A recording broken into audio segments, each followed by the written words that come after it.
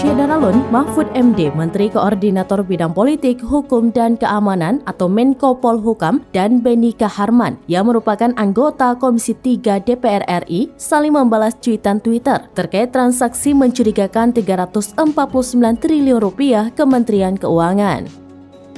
Cuitan Mahfud MD yang menantang kehadiran Beni Kaharman dalam rapat pembahasan transaksi mencurigakan tersebut disampaikan secara terbuka.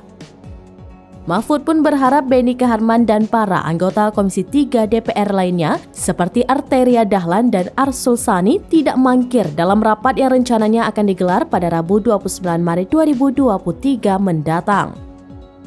Selain membahas terkait transaksi mencurigakan senilai Rp349 triliun di Kementerian Keuangan, pertemuan tersebut nantinya juga akan membahas mengenai peran pemerintah dan DPR RI. Mahfud mengatakan ia akan menghadiri undangan Komisi 3 DPR RI pada Rabu mendatang untuk uji logika dan uji kesetaraan. Mahfud menegaskan bahwa pemerintah bukan bawahan DPR RI.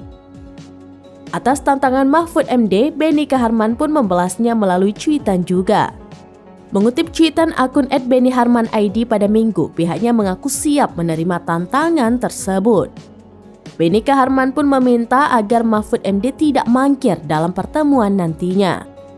Sebelumnya pada rapat di Komisi 3 DPR bersama PPATK, Arteria Dahlan mengingatkan dengan ancaman pidana bagi pihak-pihak yang membocorkan tentang dokumen tindak pidana TPPU tidak terkecuali seorang menteri sekalipun. Pernyataan ini pun menyeret nama Mahfud MD yang sebelumnya telah membocorkan terkait transaksi mencurigakan Rp349 triliun tersebut.